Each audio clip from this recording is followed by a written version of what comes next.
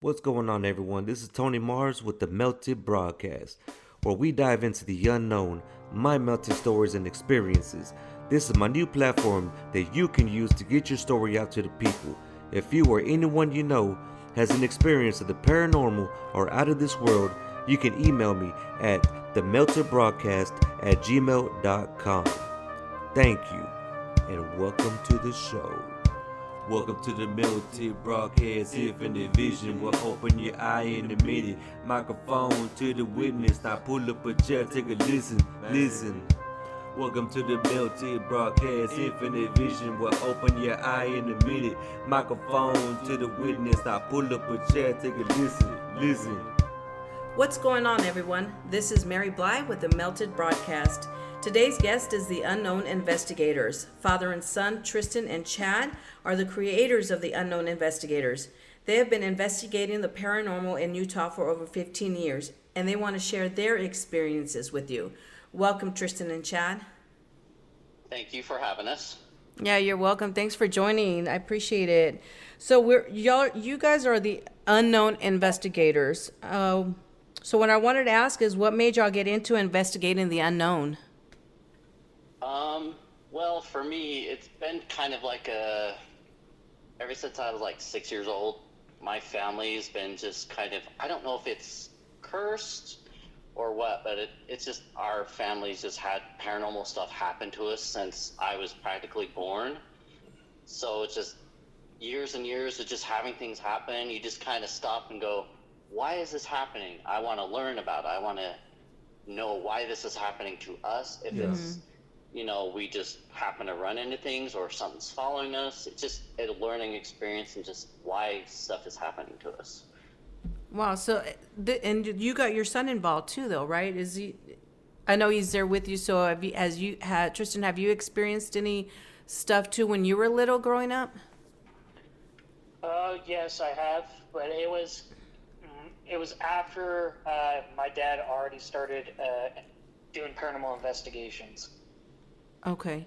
All right. So once that started happening, Chad, once you started experiencing that in your family, you started researching to get more in tune with the paranormal?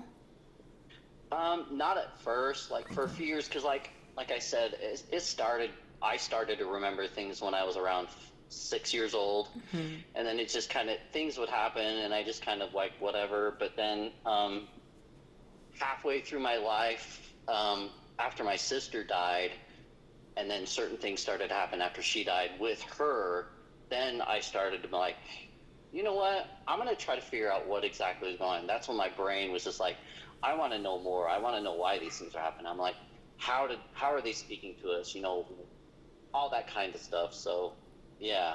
So you said that it happened with her, like she was reaching out to you.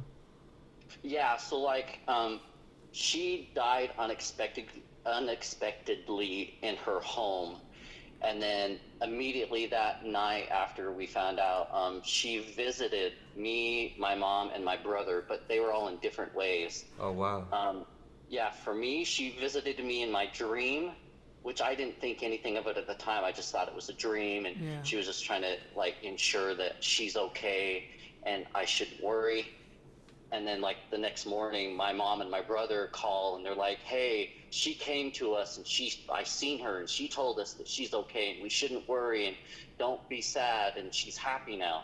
So that was just like, hey, this has to be a thing. Like all these things in our life are been happening and then she's like coming to us. So that piqued me and I was like, all right, this is official. I'm going to start to try to research it, figure out how things work, and see if it's real or if it's just in our heads, stuff like that. Yeah. What kind of stuff, if you don't mind me asking, what kind of stuff did you experience? You said you remembered when you were it started when you were 6 years old. Yeah. So my very first experience was it's hard to remember exactly if I was 5 or 6 because I was so young. But so my father bought a home from a buddy of his and it was down in Huntington, Utah. For a time before that, we were homeless for a little while. So his buddy was just kind of doing us a favor and like giving us a house out there. Yeah. And they were moving out to like live in California to start a new life or whatever. But like almost immediately after we moved into the house, things started happening. Like we would notice things just be missing or moving, or just random stuff. But for me, officially, it was me, my brother, and my sister. We all had a bedroom up in the attic. And I remember one night I just woke up. I don't even know why I woke up. I just woke up and I looked into the doorway, and there was this floating woman standing in the doorway, and I didn't know who it was, and I'm 6 or whatever, so I'm freaking out, and I'm frozen, and I can't scream, I can't do anything. I'm just panicking, and I'm just watching this woman just standing in the doorway, kind of like glowing or whatever. Mm-hmm. And then I just like blacked out, I guess, because I remember just waking up the next day in a lot of pain. It's a long story. But bad things happened to me that night. I'm not exactly sure why, but my parents witnessed it, and obviously I had to have the ambulance come look at me because things happened. I'm not sure where you want me to start with that after that. I have a long list of stuff that happened to us growing up. No, just go for it. Feel whatever. free to whatever you're comfortable talking about, man. Just let it all out. Yeah. Yeah, I mean, growing up in that house, we weren't there for more than like a year, because the longer we lived there, things started to get progressively worse. So let's just go back to that night. I seen the figure. I don't know if I went back to sleep or if I blacked out. I just remember waking up in pain at the bottom of the stairs. And what my mom told me is she heard a scream, which I don't remember screaming. So she comes, and we're obviously up in the attic. So they come to the bottom of the stairs, and they look up at the stairs, and they see me. From what she tells me, I was hovering above the ground about 3 or 4 inches. Like my feet were off the ground, and she was panicking, like, what is happening?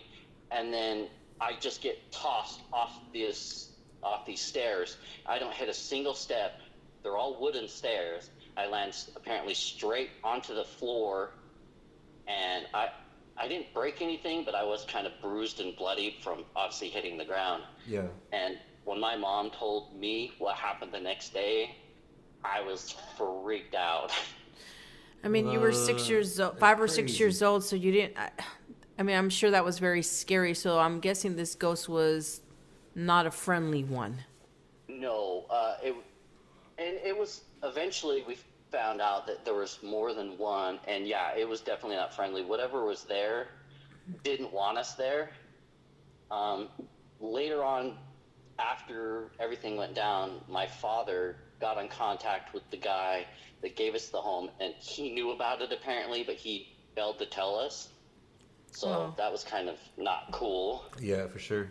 But yeah, whatever it was there didn't want us there. Like, months and months went by, and things would just, you'd be in the living room, and then you hear a crash in the kitchen, and the plates would be all smashed over the floor.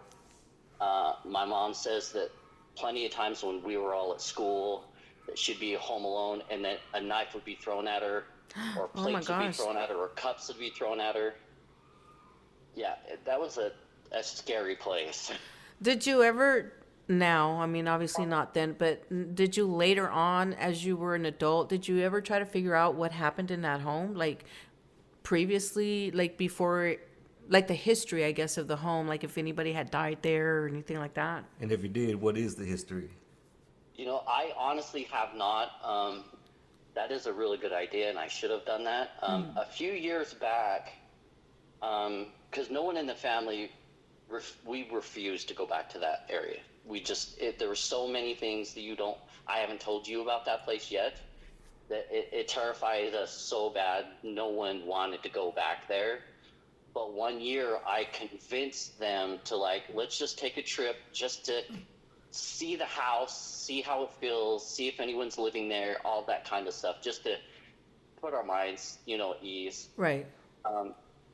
And the thing is we drove hours to get back down there.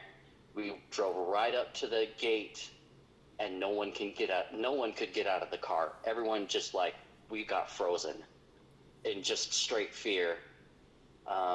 Eventually I got out of the car and I walked up to the main gate, and then I froze and I couldn't do it, and I turned back around and we got in the car and we left.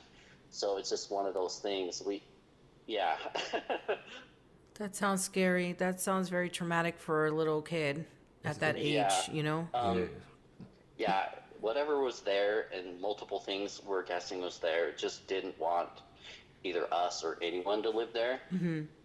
Because eventually, long story short, we ended up, it got so bad we didn't even move our stuff out. We just had the clothes on our backs. We got in the car and we left everything. We left all of our stuff, all of our belongings there, and never turned back. That's crazy, dude. Yeah, it was pretty bad. Wow, that must be for y'all guys to just pack up and not even pack up, just to leave everything. Reminds me of the Amityville Horror, right? Didn't they do that? Yeah. Because for They sure left. there's a few things in my house that there's some ghosts in here. You better believe is. Yeah, we're just Yeah, leaving. yeah. Nah, The violent ones. I'm coming back to get some stuff. Oh no, not me. Not me. No, that's actually very funny that you mentioned that movie, because I didn't know anything of that movie for years. And a few years back, I was watching it when it first came out on DVD or whatever, and I watched the whole thing, and I was shaking, and just I was married at the time, so my wife was like, "You okay?" And I'm pitch white, and I'm like, how did these people experience the same things we experienced in this house? I was freaking out. I call my mom, and I'm like, "Have you seen this movie?" And she's like, "No, I've never even heard of it." I'm like, "Stop what you're doing.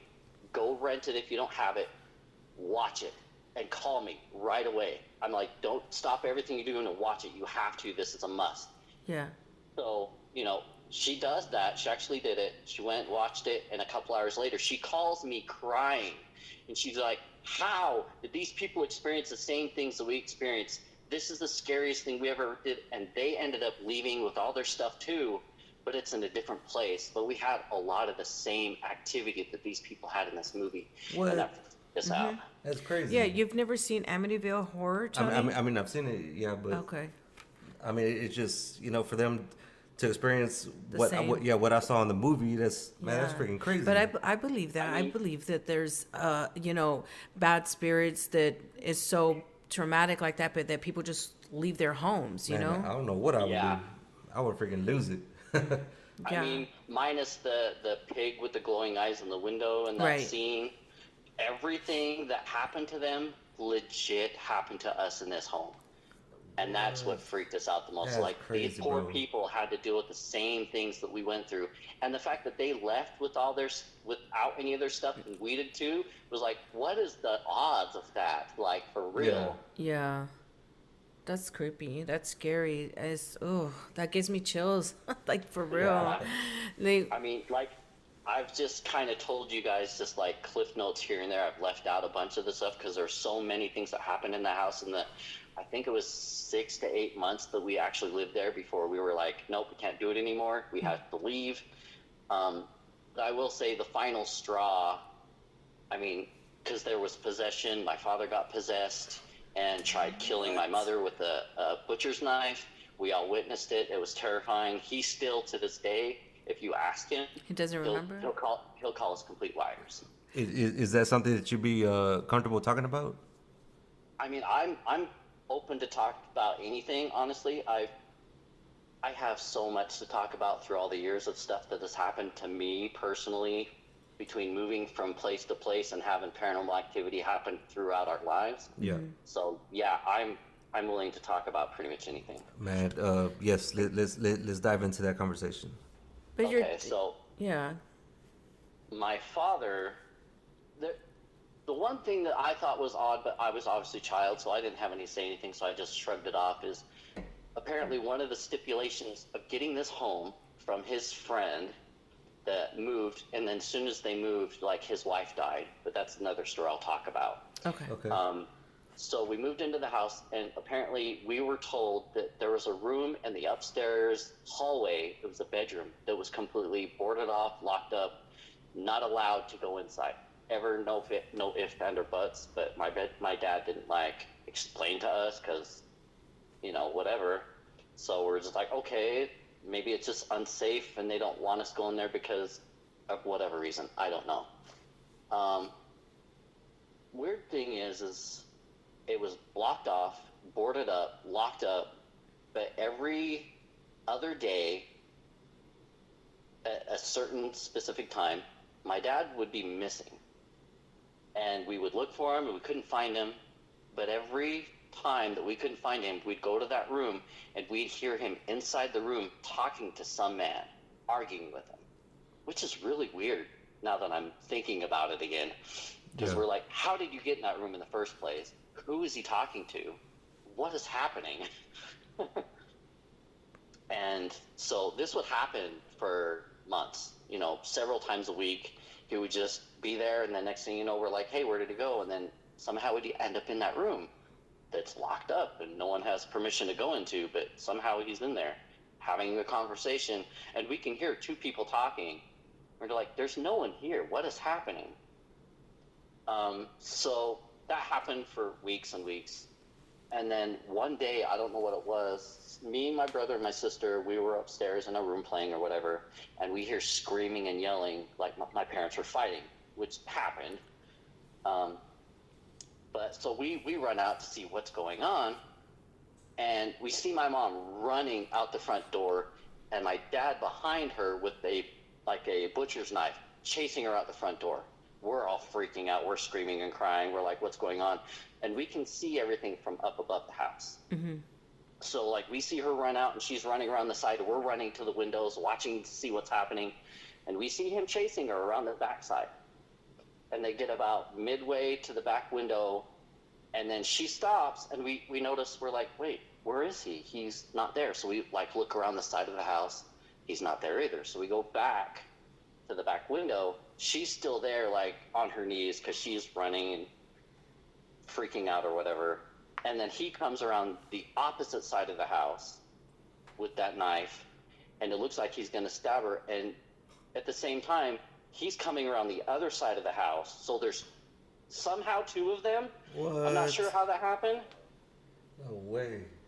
And then one of them disappeared, and then he dropped the knife, and then they came back into the house.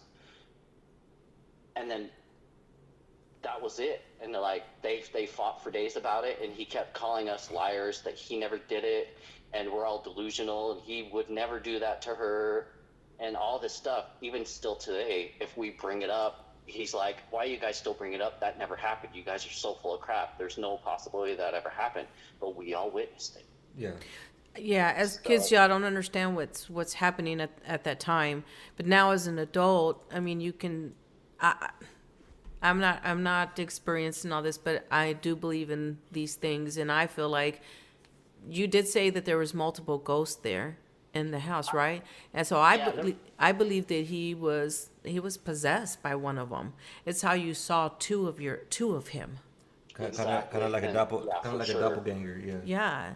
Yeah, and obviously these ghosts that were there, so it would be interesting to find out if there were actually people that had died, and maybe, I don't know how old the house is or when it was built, but possibly the house, that land itself where the house sits, and what happened there. Maybe something sinister happened there and they were murdered, and so those ghosts stayed there, and that's why they're just so pissed, because these sound like they're angry. They're not, they sound like they were out to harm y'all, especially you as a kid, and then possessing your father, and him using him, these ghosts using him as to try and kill, to do all these evil things and kill, which is probably why your dad doesn't remember any of this, Exactly. Yeah, I mean, I don't know what happened in that house, honestly. I don't know if, like you said, if people were just killed or murdered there, or I don't know if people did, way back in the day, they did rituals or open portals and all that kind of stuff, because I don't honestly know. I mean, anything can be possible, but whatever these were, did not want us there. They were not nice. I can't say that they're demons, because, I mean, people use that word a lot, I mean, they possibly could be. They could just have been something summoned from someone, or just really pissed off spirits that are like, "This is my house, get Right. out," kind of situation. Yeah. We don't want anyone here. So, And maybe they weren't ready to leave this earth, and that's why they stuck around. And maybe their goal was they had this life and dream that they wanted to build there, and then something happened to them, and so now everybody's moving into their home. or Exactly. or beings from like a parallel universe, and it's just different on that side, and Yeah. we're kind of like mirrored with them, and they don't like what's going on, and so they're pissed. Kind of like the upside down, Yeah. just Yeah. like that. Yeah. and like, yeah, all kinds of stuff. And it wouldn't just be like, oh, some things would happen some days, some things. It was literally, the longer we lived there, the worse it got, and the more activity would happen. Like, it was an everyday thing. It was, something was being thrown, or we would have stuff just disappear all the time. We would sit it down, walk away, and poof, it was gone. Or someone was being attacked by something that we couldn't see. Or like one instance, I just got off school, and me and my mom is sitting outside on the porch, and we're just enjoying the sunny day or whatever. And then we just hear, it sounds like there's a party going on in the house. There's music playing. You can hear multiple people talking and laughing. And my mom's like, there's no one in the house. The TV's not on. There's nothing. We open the door, and it's dead silent. And it's like super cold everywhere. And we're like, what is going on? We close the door, and all the sound comes back. You can hear the music again. You hear all the people talking. And we didn't even go in the house. We were like, nope, we're not going into the house till Dad gets home, because no one's going to believe us, and we're too terrified to go inside the house at this moment. Wow. That's Yeah, pretty scary. That place was it's scary. Yeah, I still get like nightmares and chills thinking about it. Yeah, I'm getting goosebumps now thinking about it, because I know that exists, but I haven't experienced that, and this is the first time that I hear that. But I know that it's out there, because I believe that for every good there's there's a bad, an Yeah. evil. And so if I believe in like the ghosts that are not out there to get you, but just simply want somebody to help get answers as to what happened to them, then I also believe in the evil part of that side too. True. So I mean, I tell people this all the time when it comes to spirits, is you just have to treat them like they're one of us. Mm-hmm. If you get a guy that's just a piece of work, and he just hates everyone, and he's just rude and just evil, when you die, you're probably going to be the same way in that way. Or if you're super giddy and you're just a laughable person, you're going to be that way on the outside. If you're a trickster and you like to hide things and pull pranks on people, when you're dead on the other side, you're going to want to do that too. So you just have to treat them as they're one of us, because they were at one time. right, I never thought of it. That makes sense now that you say it to me. I never thought of it that way. Yeah. So I guess going forward, and just in case if I ever experience anything, I'll have to keep that in mind. I mean, I've experienced different stuff, as far as like Yeah. astral projection and stuff. So I've never experienced the ghost side of things. So I'm interested, and I'm intrigued in learning more about, what you and Tristan have experienced, and now the ghost hunting, the investigations that y'all do now. Yeah. I mean, a lot of people, I've done a lot of investigations, and I've had a lot of people, they're like, I have demons in my house, and this is freaking me out, I'm so scared. But it's just because a lot of people don't understand how spirits have to use energy in order to try to communicate. And sometimes, obviously, they can't use their voice, or so they try to find certain ways to get your attention, and that can freak people out. Sometimes they just want to move something, and then something moved, so I'm literally peeing my pants because that shouldn't be moving, and it is. And they're just trying to get your attention with, whether it's a closed door, or they're moving a chair, or something like that.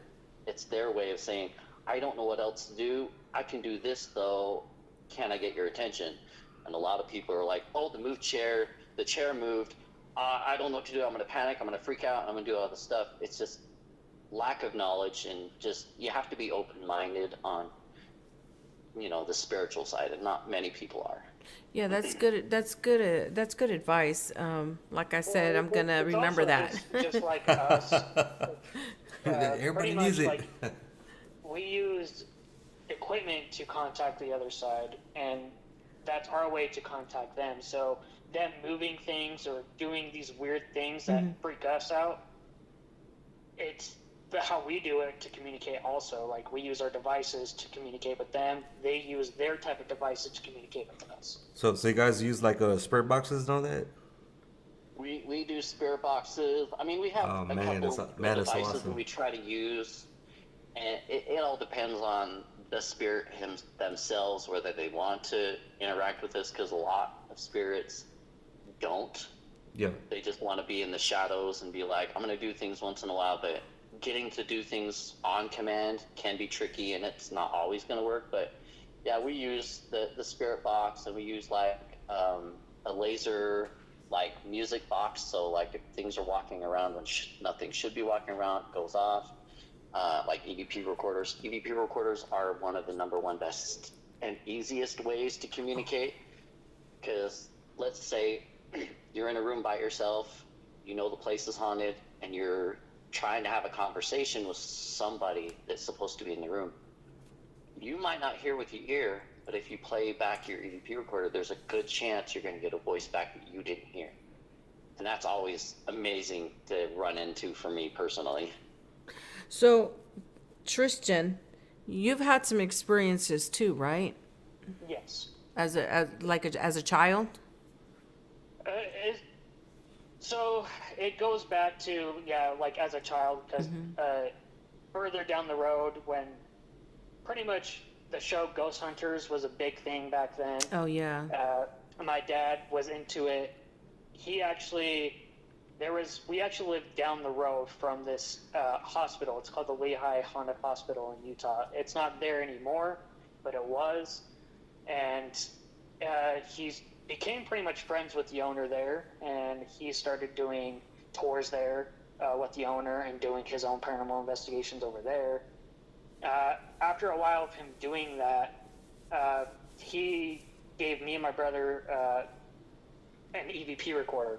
We both had one, and so we were just messing around with it. Wow. Yeah, we were just messing around with it. The perfect toy. It surprised me, honestly, because the first time of me using it, I was in my sister's room just by myself. My sister wasn't even home at the time. It was just me and my brother. And I played the EVP, I play it back, the recording, and there's voices, there's this evil laugh in the background, like laughing at us, and there was just a lot of noises. And I even played it to my dad, and he was like, what the crap, dude? Like, this is insane. Yeah. And it was like slow at first, like we weren't really experiencing too much, but we were getting some weird things on the EVP recorder. So then my mom and dad, they got like a computer with the webcam and stuff, and they were pretty excited. And it was down in the basement, and they started taking just pictures and stuff like that, and it started to get weird. My dad took a picture of my mom, and it people might think it's fake, but it is completely legit. It was insane. But it's pretty much, the picture was, there's this hand on my mom's face, there's like this white mist where the hand is, and like the hand was so detailed you can see a ring on the hand. Whoa. And it was very odd. So that was one picture, and then the funny thing about that picture is that the camera I got was brand new. It was the very first photo it took, and I'm inches from her when I took the picture. I was literally sitting next to her when I took it, and it was when they first started having the digital cameras, so as soon as you took the picture, it showed you right away what you got a picture of, and I about fell out of my chair when I'm like, what is that? And so we instantly put the memory card in the computer and pulled it up, and you see this man's hand on her face, and it has like a wedding ring. Like, it was pretty detailed. I was actually shocked, and it freaked her out. It freaked me out. So yeah. So that was the first picture, and then he took another picture. My mom was in the living room. They were just messing with the camera, and the pictures ended up being really like blurry and weird. But that wasn't me. I was at work. She took that picture by herself. Yeah. So she took a picture of herself, and she was like smiling and stuff and laughing, and her face was like warped in a weird way. And then in one of the pictures, there was an added face. It was completely red, but it was this chunky face. It was just odd. It was just weird. So we were just slowly like experiencing things in a digital way with the EVP recorder and pictures and stuff. Nothing like doors closing or stuff moving. We weren't really experiencing that. Just weird, odd things digitally. There was one picture which we did lose by, like, I don't know, transferring files or whatever, but one of the pictures my mom took a picture in the basement, and so, like, it's this little office space, and then it kind of goes down into, like, a little main area. We had a pool table, and then, you know, it's just, there's a wall at the end where the webcam was pointing at. My mom took a picture, and it is very, like, I still picture it. Even though we don't have it, I can remember everything that was in that picture. But there was, in this basement, there's no windows. There was no windows. It was completely sealed off, but it's all underground. But in this picture, there was a window like where the end of the wall is. There was this window with this bright light shining in, and a figure walking through it. You can see one of its legs going through it, and the other leg was still out of where this bright light was. Now, this was y'all's home? This was the home that we were living in Lehigh. Close to the haunted hospital, the Lehigh haunted hospital that he was doing tours and ghost hunting there. Okay. So that happened, and then me and my brother and stuff, we were at the age where he felt comfortable to take us to this hospital to do a tour and stuff. So we went there, and we did a tour and everything, and at the very end of the tour, I was right next to my dad. Me and my dad kind of stayed back behind the group, because like my cousins were in front of us, and my older brother was in front of us and stuff. And I stayed right next to him, and we entered this room. What was it? It was the meat room, or where they burned the bodies or whatever. Oh, okay. It was the crematory. Crematorium. So we were up in that room, and I was right next to him, and I remember just looking on my left side, because I was on the right side of him, and I just see him get lifted up in the air and thrown against the brick wall. And it literally left a whole dent in the wall. We literally, like, he couldn't, like, he was so, like, he wasn't even responsive. Like, he was, like, dizzy, dazed, he couldn't speak, he was having a hard time breathing. We literally had to carry him out of the building, away from the property, just so he can actually be there, you know, like, actually breathe and actually be aware of what was going on. And that was the craziest thing that I have experienced. Like, that's what really, like, that was my main experience that I've ever had. That is freaking crazy. And it freaked us out. And going on from that, I guess I'll have him speak this part, because this goes more towards him. But he started to get these weird feelings and started acting different. So I'm going to have him speak on that part, because this is where it gets interesting. Okay. But yeah, so the Lehigh Haunted Hospital, you can research it. It's not there anymore. They ended up tearing it down because it was just too unsafe, and people are vandalizing it and breaking in or whatever. But I've done so many investigations in that place, and it's actually one of the most terrifying, most haunted places I've ever been at. I've done quite a few places here.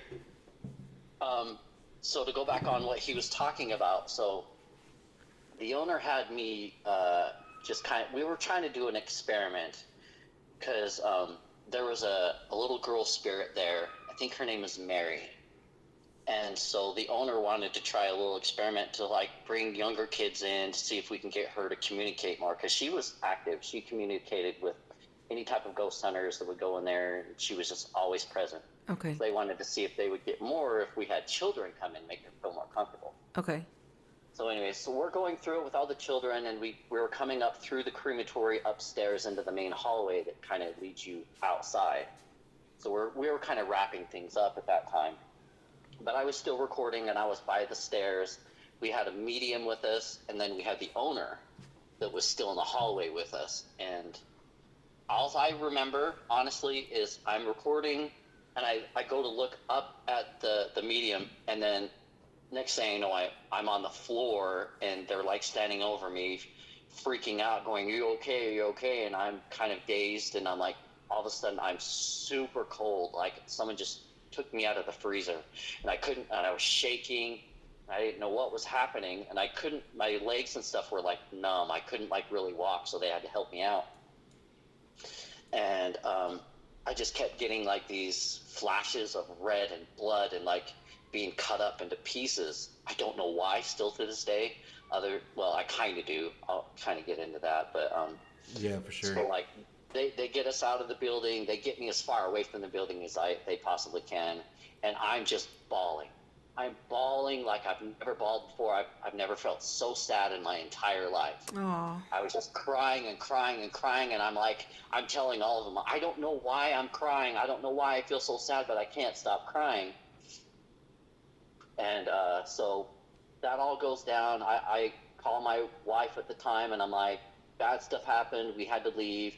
We're coming home, whatever. And so we get home, a few days go by. I still don't feel right. I'm super depressed. I'm just sad, and I'm having night terrors of things I've never seen before. Like legit sitting on a table and being chopped into little pieces. That's what I always wondered about, is like when like ghosts that like that, like I always wonder what happened to them, and does the person that comes in contact with them feel that pain or anguish that they felt? And it kind of sounds like what you experienced might have been something that somebody there experienced as well. Yeah, it turned out later on, I'll get into it, but yeah, it turned out later on that I had 2 attachments that attached to themselves to me, and because they wanted out of the hospital, and they figured that was their only way. And since I've been told by multiple mediums and stuff, I have this like aura, this light, to where spirits want to just latch on and come with me. Mm-hmm. And so yeah, that does make sense. Like once they like touch you and hold on to you, you can kind of get like a sneak peek of what happened to them. You like feel what happened to them or whatever. I researched later, because I was having these night terrors of just these gory, bloody, like I couldn't sleep for days after, because every night I would go to sleep and have these just dreams of just someone just chopping me up into pieces. I found out later that back then, because their ovens, when they would cremate people, were so small. They were smaller than the ones we have in our homes now, that they had to. Investigators. They have been investigating the paranormal in Utah and threw their pieces into the fireplace to cremate them. And that's why I'm guessing that's why I was having those dreams, like they were still like conscious in some way, and they were witnessing their body just being cut up and thrown in. Oh, okay. All right. That makes sense. That's sad. Yeah. That made me feel sad, but I guess. Yeah, it was pretty bad for me, because it gradually got worse. Mm-hmm. I stopped eating. I stopped sleeping. I was missing a lot of work.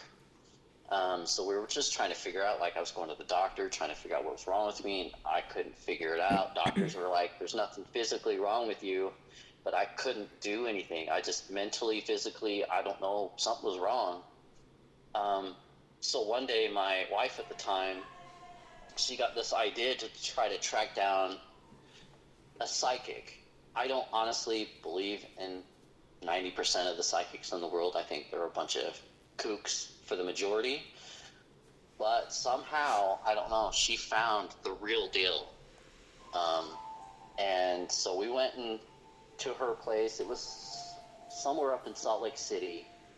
It's been years, so I can't exactly remember the city in Salt Lake, but she got the whole appointment down, and I was like, oh, this is bull crap, whatever, it's not going to do anything. But I was like, all right, you got it set, I'll give it a try, trying to help my wife feel better about the whole situation, just to see what's going on.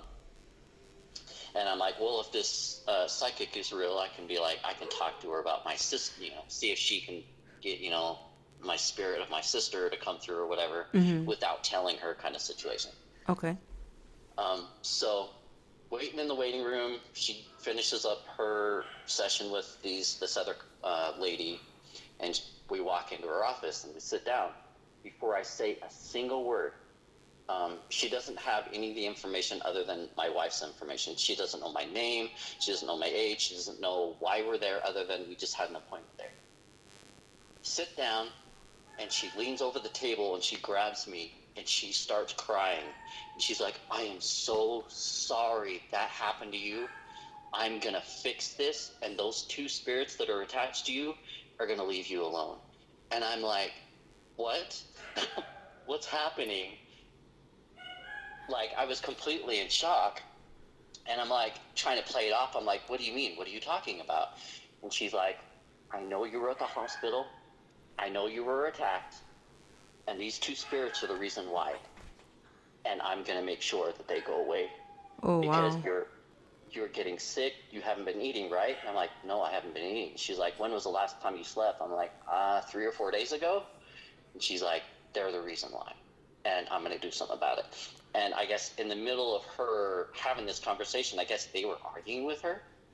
Oh. And she was yelling back at them. She's like, you stop it right now. I am talking to him. I'm not talking to you. You're the problem. Sit in your corner. I'll get to you in a minute. And I'm like, what is happening? Oh my gosh.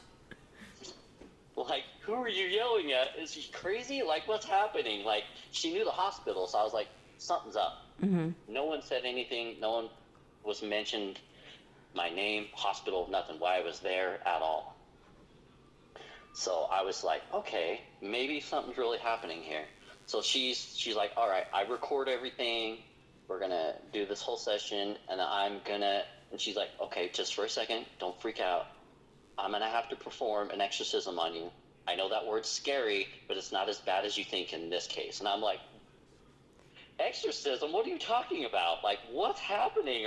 I just came in to talk to you, and now I'm having an exorcism done on me? I'm freaking out right now. Now I'm crying, going, what is happening? And she's like, it's okay, you're fine. This is how I'm going to get these two spirits to get unattached to you. So she performs this whole thing, and to a T, she's just like, you're going to feel these sensations. I'm going to say these words. I'm going to do this stuff to you, and then you're going to feel it from your head to your toe, and once it gets to your toes, it's going to go away, and then you're just going to feel better, and you're going to walk away and just feel great. And I was like, okay, sure, whatever, because I'm like, I still don't really believe in them, like I said. Right. But something about this lady, I was like, all right, just do what you need to do. So she lays me down, and she does it, and she's like putting her hands on my head above my face and everything, and she's like pushing down.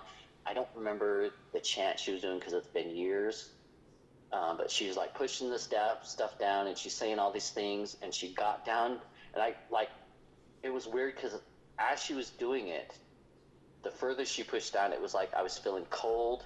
And you know when your arm falls asleep and you have that tingling sensation? Oh, yeah. Yeah.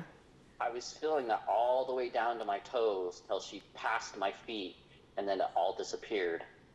And then it was almost like I woke up from a dream even though I was awake. I can't explain it. It's really odd. So and then I was just like, I feel really good. Yeah, I was going to ask you, how did you feel afterwards?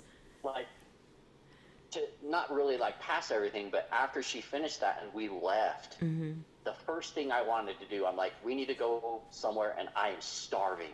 I need to eat. I don't feel like I've eaten in days. And she's like, you haven't eaten in almost a week. You need to eat. And I'm like, I'm starving. Let's go. I went and I ate a huge meal. I went home that night and slept the best I've ever slept. I stopped having the night terrors. It was the greatest experience in my life. I was like, oh my heck, I forgot how good this feels. It was so weird. So has that happened? So, yeah, I think that the spirits or whatever, that when y'all go in there and do the investigations, I always feel like have that fear that they can attach to you. For Tristan and yourself, for Tristan, have you had that happen to you? And then the other second part question to that is, Chad, have you had any more of that happen to you? So for me, I haven't had anything super crazy to me, like being attached or having being possessed or anything. I mean, the only thing I've really had is, I've investigated a place with my dad, and it was his friend's place, and like 30 minutes into the investigation, I got super sick and nauseous. My head started pounding. I literally went outside. I literally had to rush outside, and I literally threw up all over their driveway. I got so sick. Oh, wow. I felt fine throughout the whole day until 30 minutes into the investigation, I got super sick. Oh. I haven't had anything crazy like, being scratched, pushed, or anything like that. No, I haven't had anything like that. Okay. And then, Chad, have you had anything else after that, like attach itself to you? Since that, I haven't. Okay. And then that kind of goes back to what we were talking about earlier about how in certain circumstances, if they like touch you or lean on you, you can kind of feel their pain. And so like in certain investigations we've gone on, certain rooms, not just us, other investigators, they'll go in certain rooms and certain people will get sick or nauseous or whatever the case may be, and then they'll research it and they'll find, oh, the person that died in that room was super sick and they're puking and they had gut pains or migraines or whatever. So it goes back to we can kind of feel that what they were feeling if they want you to feel it or whatever kind of situation. Yeah, I hear what you're saying. I wanted to ask y'all, what was the first investigation that you and Tristan did?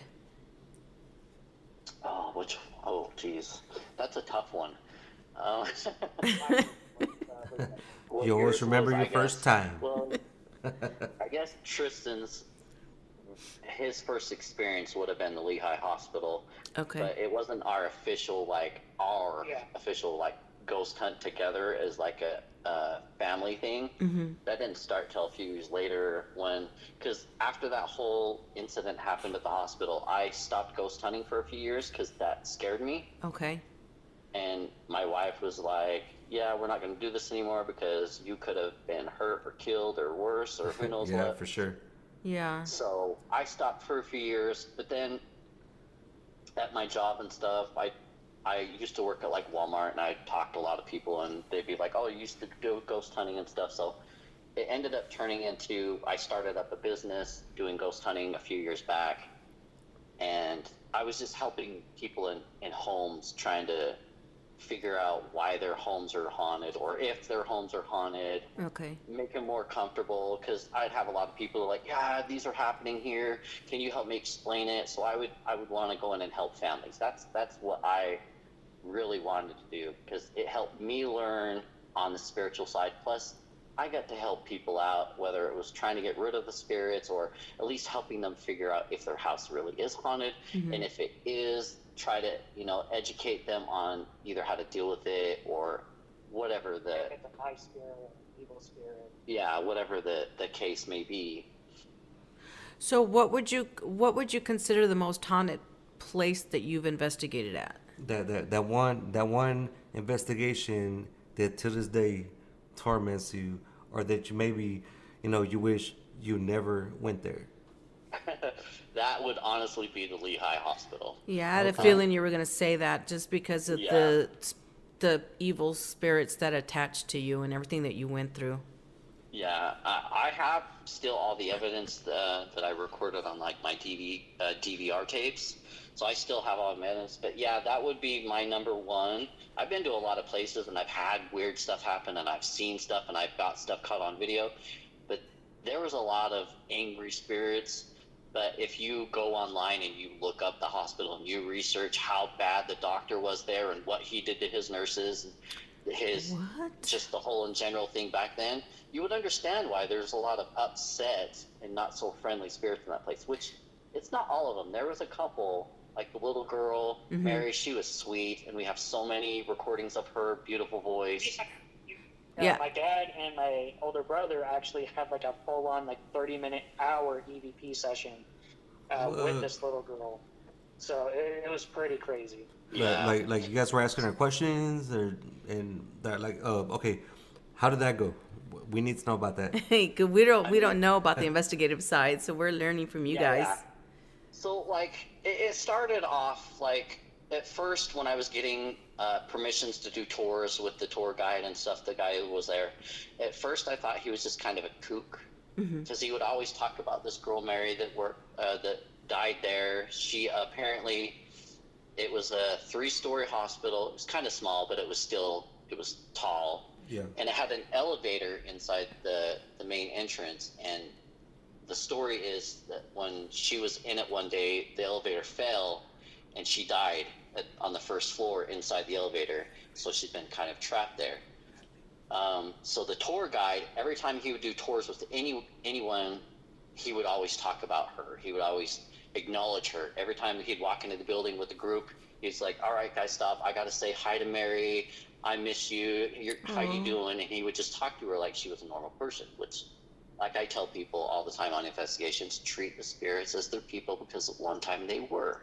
Right. Yeah, for sure. But at that time, I was just like, okay, this is a little weird because he did it in every single one, and I didn't think much of it. But when I started doing my own investigations with him, why he's doing tours or even off tours, he would do the same thing. But every time I'd play back the EVP recorders, she always responded back to him. Every single time. And it was just, even still to this day, I've done ghost hunting for years. Every time I do an EVP recording, I think there's nothing going to come through. It's just my mindset. But then it comes, when they do come through, it blows my mind. Because you don't expect to have someone respond to you when there was no response. You didn't hear it with your ear. How is it there? Yeah, for sure. So so he would talk to her and we'd get responses. Like he'd be like, hi, Mary, I'm back. I got these people here. They're all fine. They just wanted to come visit you. I love you. I hope you're great. And I'd play back the EVP recorder and she'd be like, I love you too. I'm so happy you're here. And I would lose it. I'm like, oh my heck. He is literally having a conversation with nobody. And she's the sweetest little girl ever. And every time we went in, he would do the same thing. And she would respond to him differently every single time. But she was always so nice to him. An intelligent response, yeah. Yep. I have to say this. There was one time the owner was having another paranormal group from Salt Lake City come down.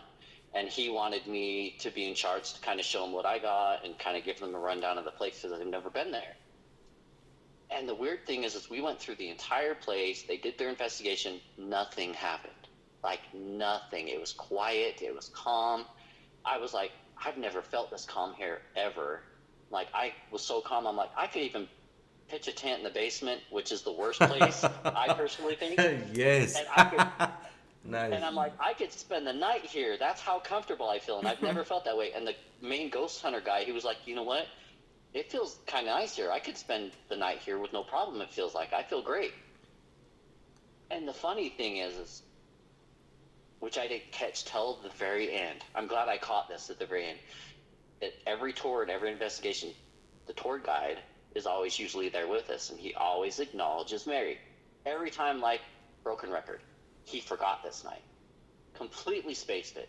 And I didn't even realize it till the end. So we were getting stuff packed up. We're getting ready, and we're in the main room.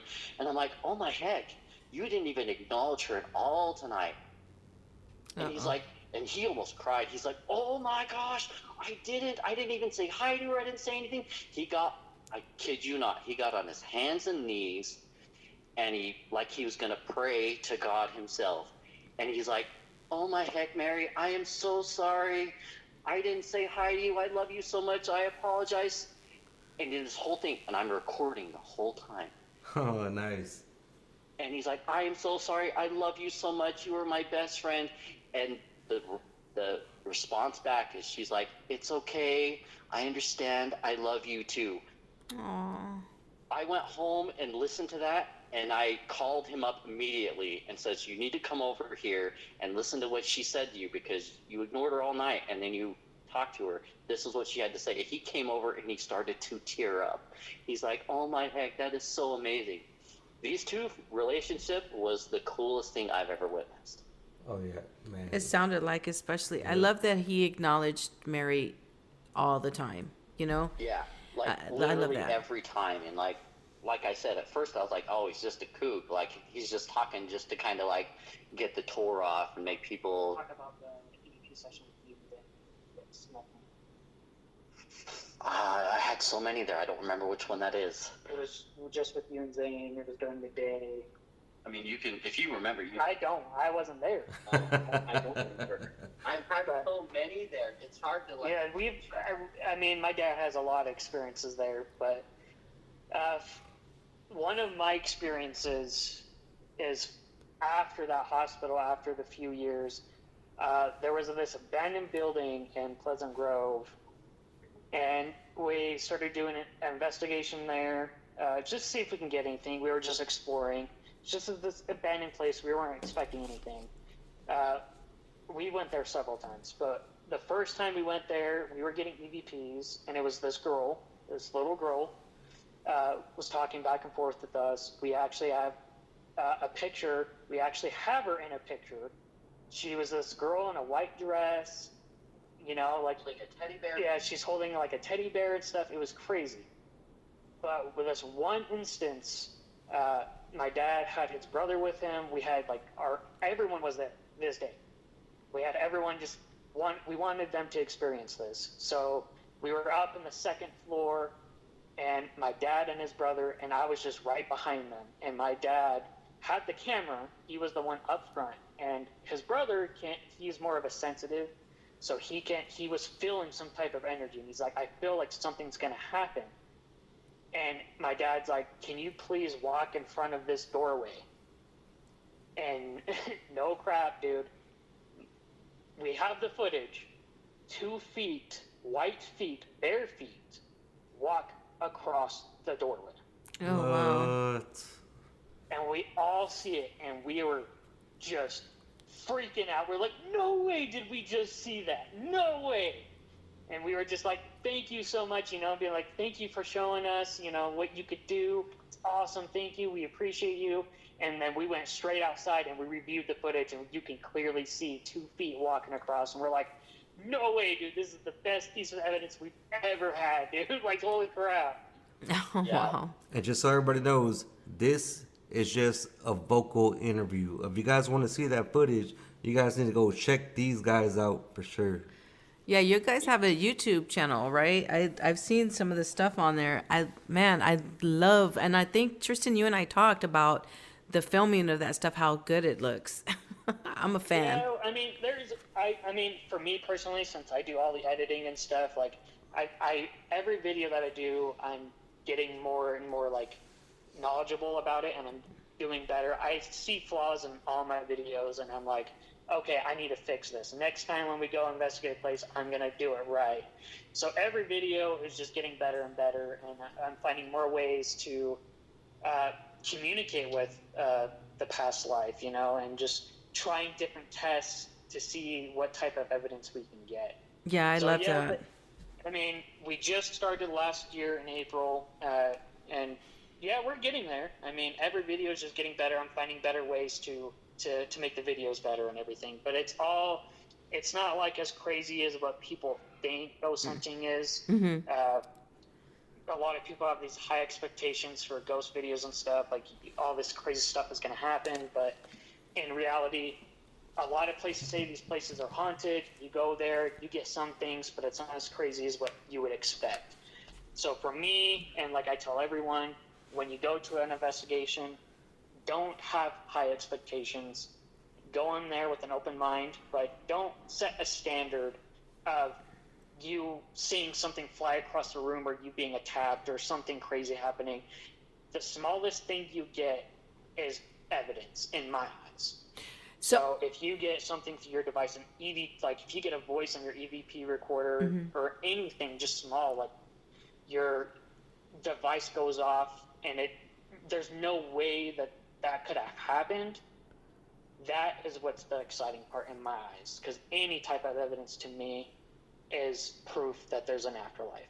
Yeah, exactly. Because, like you said, some of these people are going to get the smallest evidence, but the smallest evidence is also the biggest evidence because it's proof.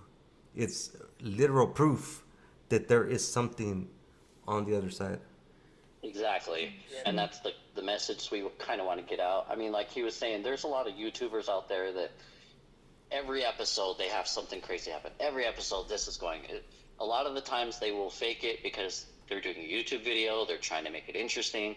So we have been to plenty of investigations where they've told us, oh yeah, these YouTubers have been here. Like, should I call them out? There's a specific that's up to you guys. Investigation group out there. That's up to you guys. They're famous. They're on TV. Yeah. But have been known to be fakes. Like legit, half the stuff that they do because they're filming a show. Yeah. You know, because they're a bigger whatever. And we've been to plenty of places like the Asylum 49, which they've been to a couple times, and a few other places where they're like, we don't like these people. We went through their so-called investigation, and they faked half of it because they have to have a show and stuff like that. We will not do that ever.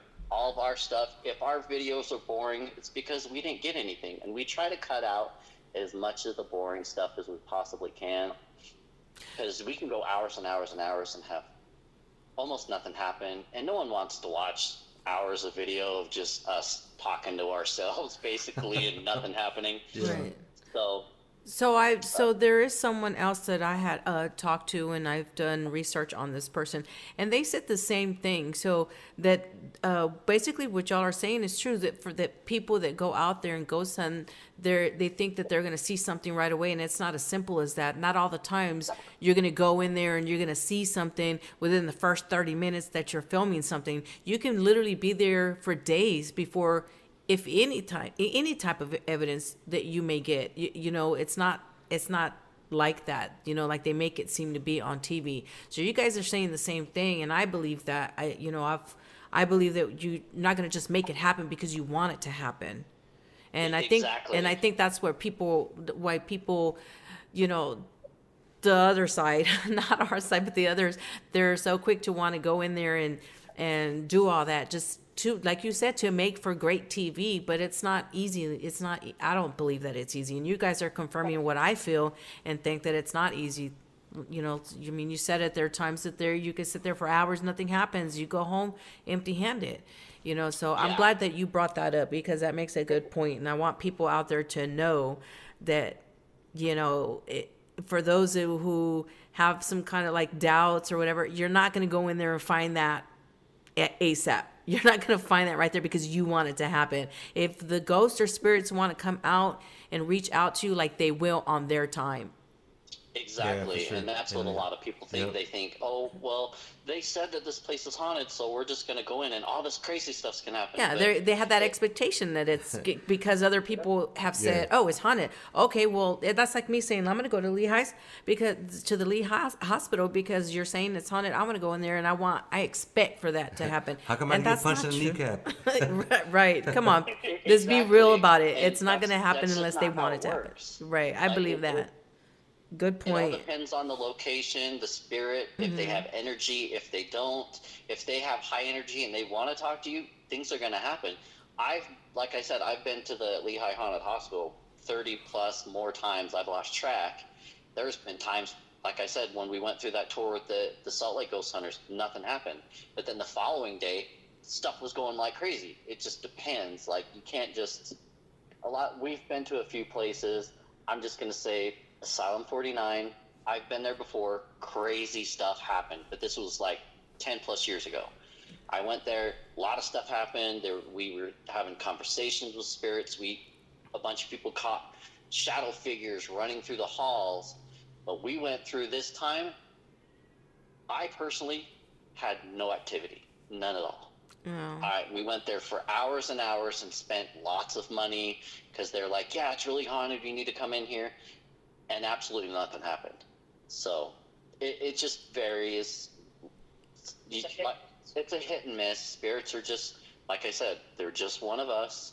If they don't want to talk to you, they're not going to. You know, Right. you can ask questions all night, but if they don't want to do it, it's not like you can force them to do it. You know, so Agreed. yeah.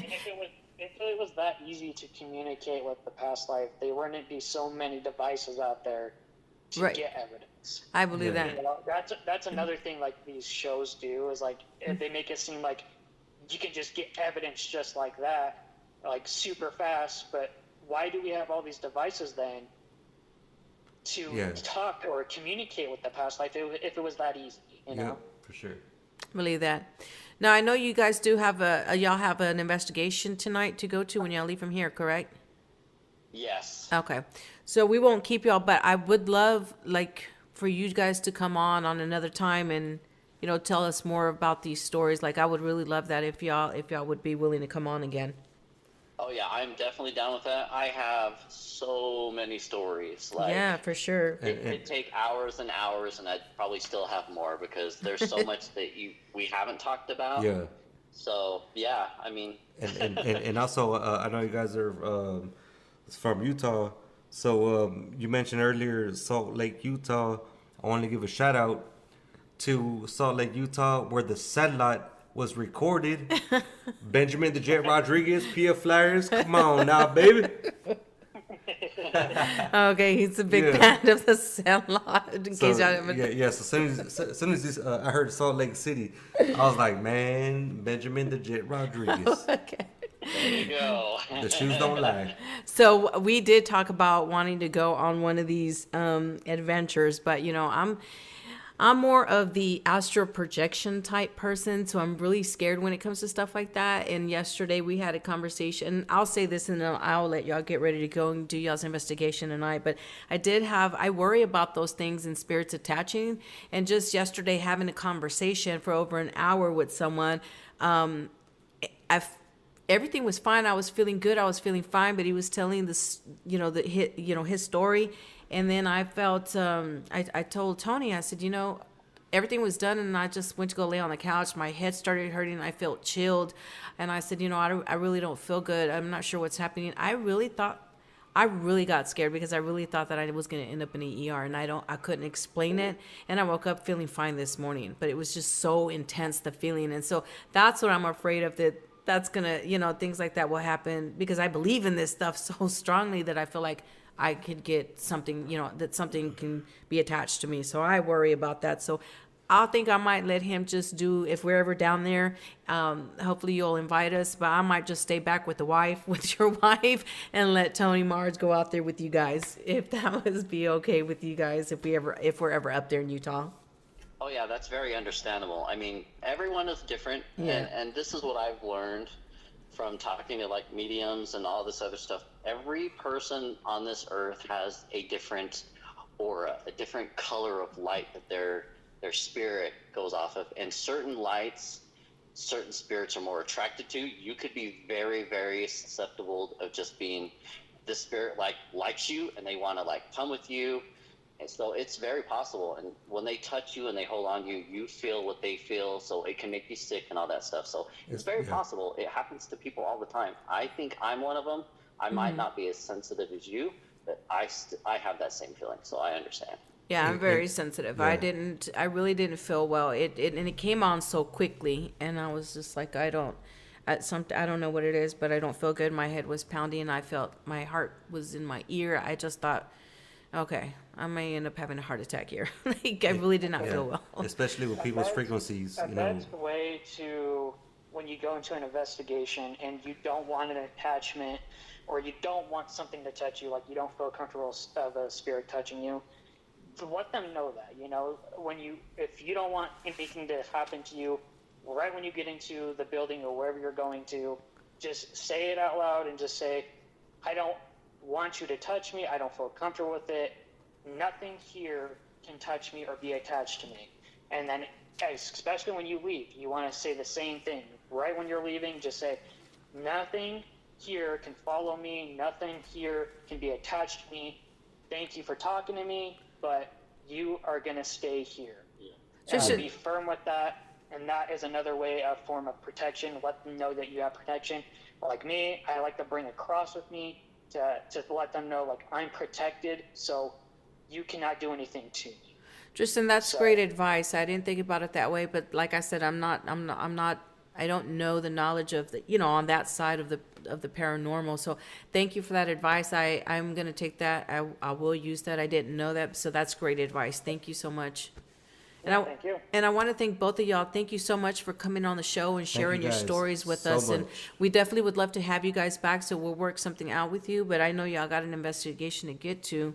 But I really appreciate y'all coming on this platform and giving us some knowledge. So real quick before we do this outro, why don't you go ahead and plug yourself in, your YouTube, all that. Go ahead and let everybody know. Yeah, for sure. All right, our YouTube channel is The Unknown Investigators. We also have a Facebook, The Unknown Investigators, and a TikTok, and that's at The Unknown Investigators. And then on those pages, we have articles of some of the investigations we have done and everything like that. So awesome. Thank you so much.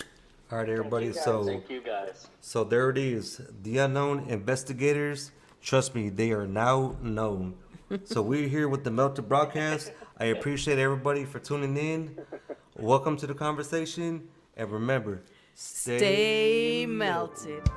Welcome to the Melted Broadcast. Infinite vision will open your eye in a minute. Microphone to the witness. Now pull up a chair, take a listen. Listen.